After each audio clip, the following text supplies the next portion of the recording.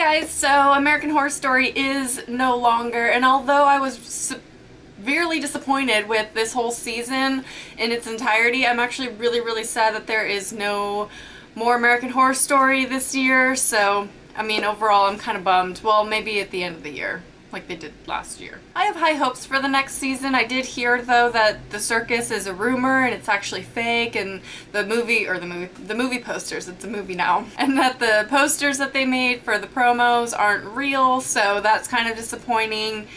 Because Circus Freak Show would be really cool. Let me know if you guys know any details about that. Anyway, so we all know that the finale was this week, and it was supposed to be like this big finale because we found out who the new Supreme is. Now, if you haven't watched this episode yet, I wouldn't recommend watching this review or recap, because obviously it's a recap. I'm going to talk about everything that happened, including who the Supreme is, so it's full of spoilers. Now, overall, I was pretty disappointed with this finale because although the Supreme was somewhat unexpected, it was lackluster. I don't know. The whole thing was kind of cheesy to me, especially when all the girls were practicing the 7 wonders. Oh my god, I was like, are you kidding me? Like, this is so corny. I don't know why it was so corny to me. And every death of the girls was so predictable. You just knew who was gonna die in that round of practicing the 7 wonders. First one to die, Misty Day.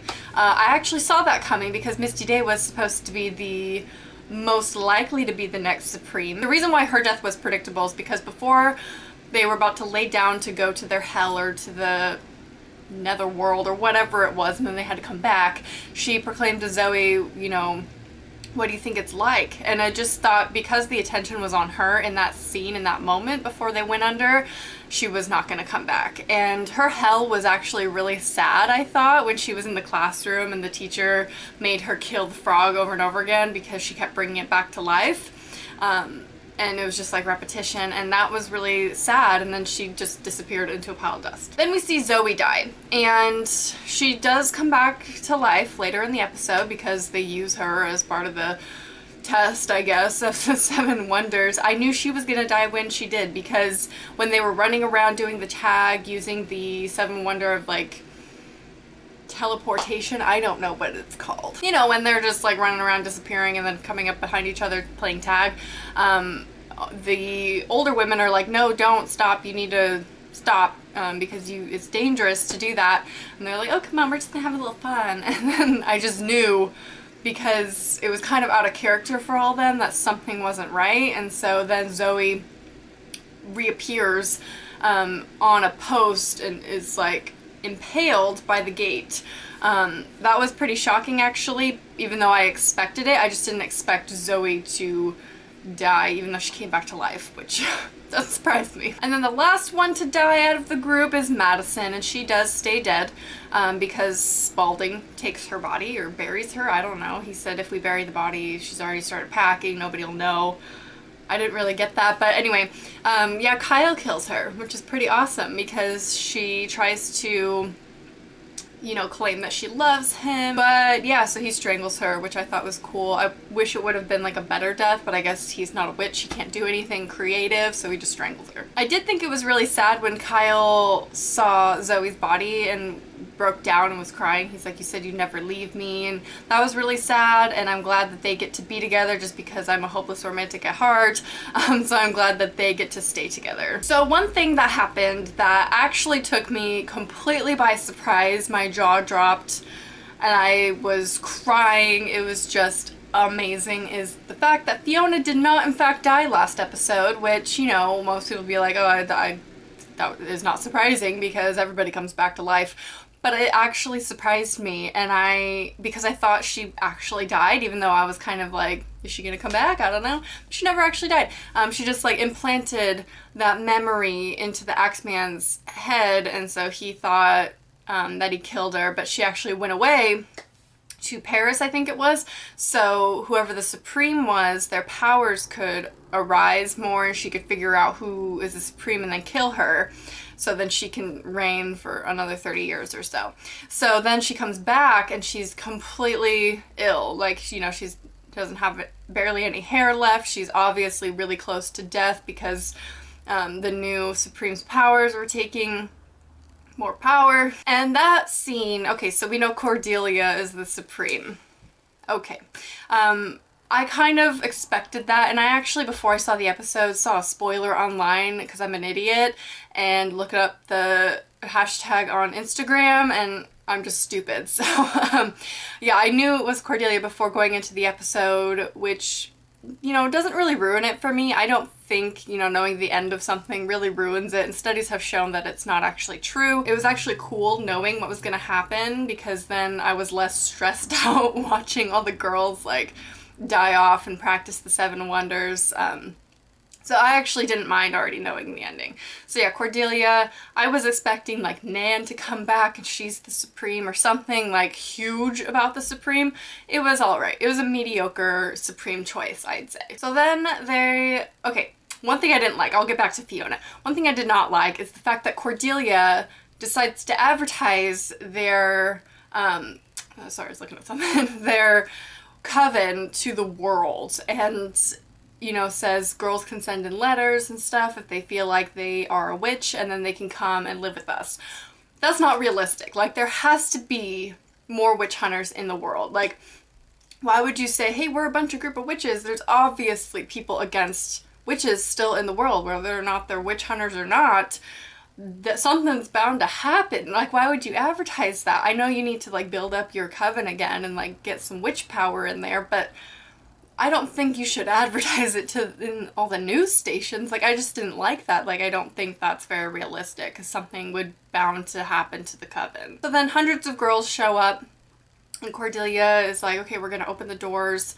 Queenie and Zoe, because she was brought back to life, are the new council, and Kyle is the new Spalding, if you will. He's the new help, the new butler. I don't know. So as they're about to open the door, Cordelia is like, there's one more thing I need to take care of, because she hears something, and I think she hears her mother's thoughts, or senses her, because you hear something, and I didn't really catch it the first time, but you can hear something, like a thought in her mind, and it's actually her mother. And so she goes into the other room. Fiona's sitting there, sickly, and that scene was so heartbreaking. I really, really loved that scene. That was the highlight of the whole episode for me, was her interaction with her mother. And in the end, she begins to pity her mother, even though in the beginning of their conversation, she's like, I'm not crying for you, I'm crying for me. Because with you, the little girl inside me is dying. And that was so sad. And then Fiona said how scared she was. So Cordelia hugged her mother and said, you know, you need to feel it all at once and then just let it all go.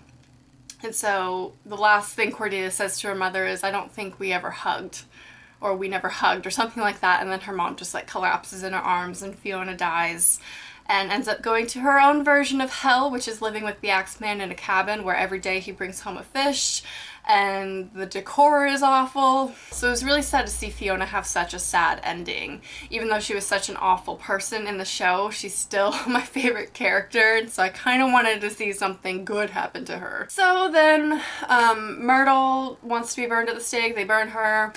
That wasn't really a big hoo-ha for me, because the rest of the episode after that didn't matter to me. I was just kind of like tuned out, because the ending was so disappointing. They just like open the doors and the witches come in, and a happily ever after Coven. Did not like that ending, but yeah, like I said before, overall this season was terribly disappointing. Great moments, I'd say. There are some amazing episodes, and I've done some positive reviews for this show. Just being honest, overall, as a whole, wasn't the best. I'd still say Asylum, or season 2, is my favorite. I've watched that over and over again. It's my favorite season of any show, for that matter, including Big Brother and Desperate Housewives, which are my 2 favorite shows in the world. I could watch Asylum over and over again. It's literally the best thing ever, and that made me cry more than this episode, but it seems like every season finale of American Horror Story besides Murder House, I cry because of Jessica Lange, and Jessica Lange is such an amazing actress, and I always end up crying like a baby because of her character. I don't know why, she's just that touching of an actress. I can't explain it, but she's amazing. I am intrigued to see what the next season really is, if it's not circus or freak show. I don't know. Let me know if you've heard any more speculation other than the fact that Jessica Lange is working on her German accent. That could be anything. I think it still would play into the circus. I don't know, because, you know, they fly in freaks from all over the world, so it could still be that. I don't know. I've heard it's like Western or something like that, which would be really weird. I don't know. There's a lot of rumors going around, so let me know if you've heard any. We'll see which one sounds like the best one. Hopefully they go with that. What were your thoughts about the season finale and the whole season as a whole? What did you think about all of this season, about Coven? I loved the idea. They could have done so much with it, but overall it was slightly disappointing. And yeah, I mean, I'd watch it again because the story was cool to see all these characters progress and develop, but then they die and then come back to life. But to see that was pretty cool. But like the storyline I thought was awesome.